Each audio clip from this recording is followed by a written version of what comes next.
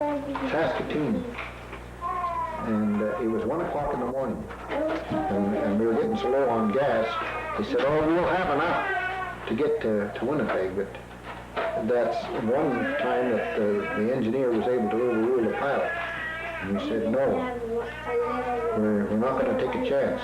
We better not take a chance." So they had to wake up Saskatoon and get them out to refuel us, and boy, they were mad. 1 o'clock in the morning for us refueling. What was that plane that went to Edmonton from Winnipeg and lost it? That's the very reason why. That was, what the heck was his name? Jack?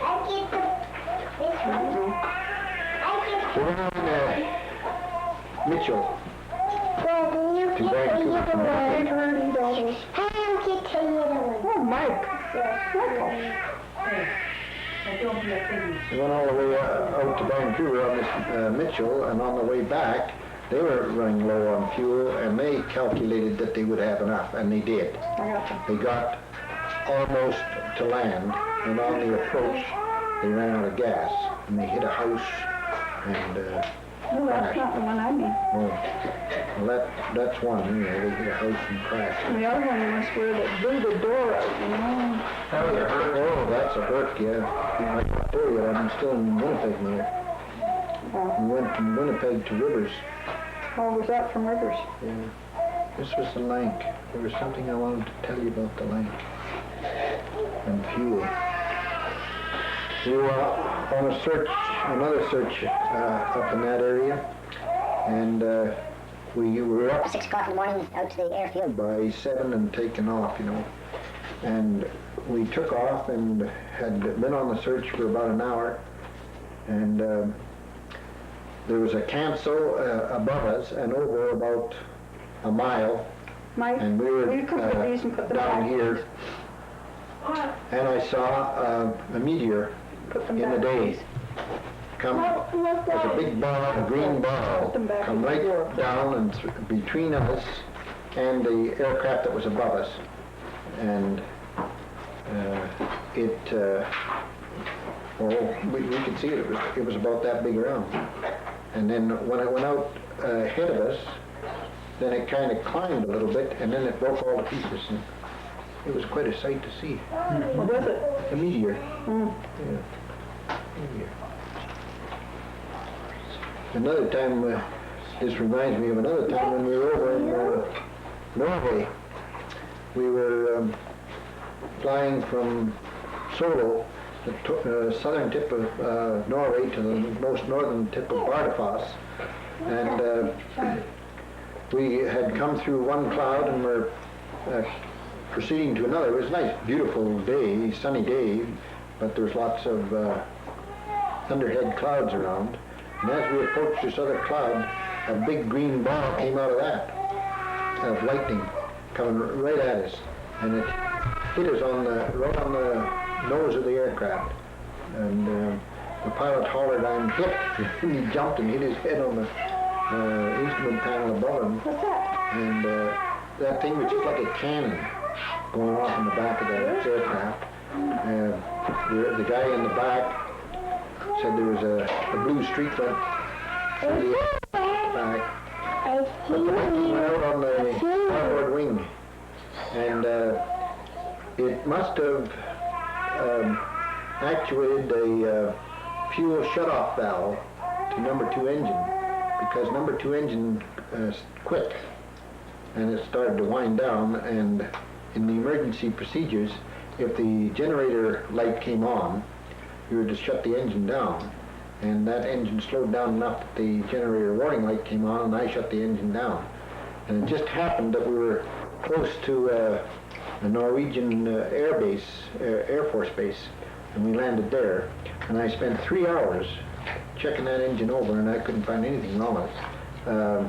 I took all the cowlings off, checked the engine, couldn't see anything wrong. I ran it up 3 or 4 different times testing the engine, and it ran fine.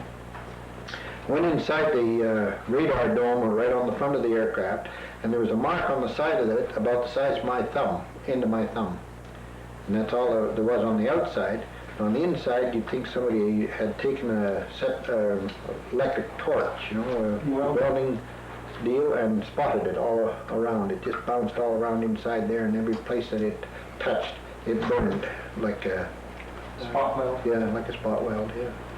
But we flew that on up to Bardafoss and all the way back to Edmonton, had no problems at all.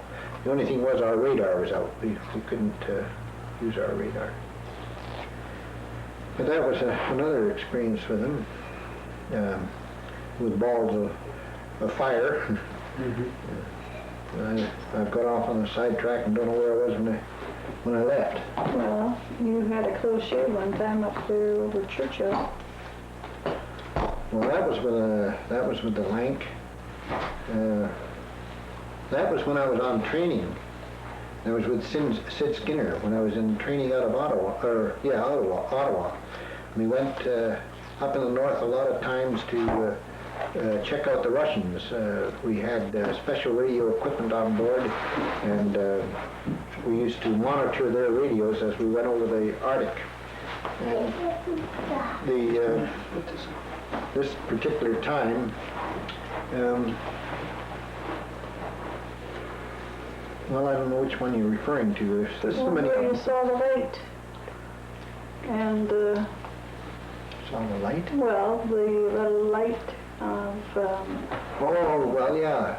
Okay, we went in there. We went into Resolute Bay. We'd been up further.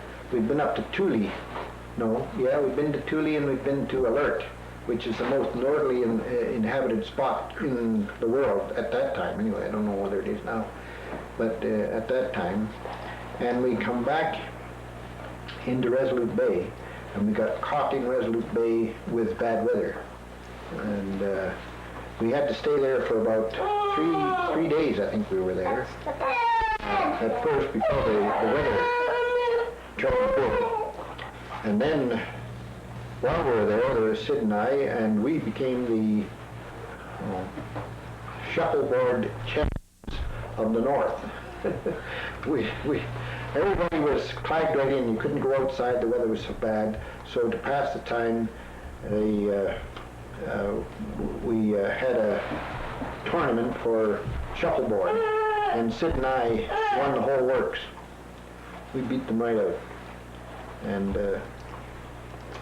then after the weather cleared, we were naturally going to go home, and we had started the aircraft up and run it up and checked everything. Everything was fine. We were waiting for our clearances to taxi. And while we were waiting for the clearances to taxi, I think it was the starboard inner engine, that would be number 2, through a rod. I just happened to be standing watching things and watching back and forth, and all of a sudden this oil come onto the cowling of that engine. Of course, we shut it down right away. And so we had to do an engine change up in the north. I think we were there 2 weeks. We had to wait for an engine to come in to start with.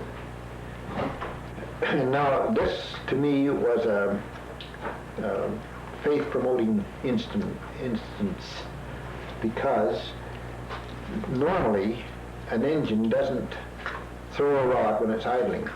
The time that it would throw a rod was when you're running down the runway at maximum power, and that's when you would throw a rod. But this threw a rod while we were just idling. And there had been at the end of the runway there was a Lancaster that had lost an engine on takeoff, the same way, I guess, but it was on takeoff, and that aircraft crashed right in the end, and all members of the crew were killed on that one. And so we were really fortunate. And so we did the engine change, and I think it took 10 or 14 days.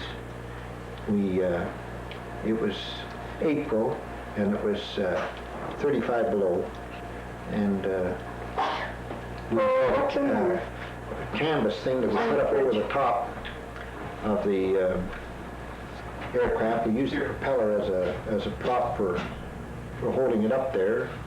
We had Herman Nelsons, which were heaters, for heating and blowing the air up underneath, and we were quite warm working there. We had lights up in there as well. And we worked it all right down to the point where we come in and put take the engine out and put another one in, and got it all going, and everything checked out, and we left to come home.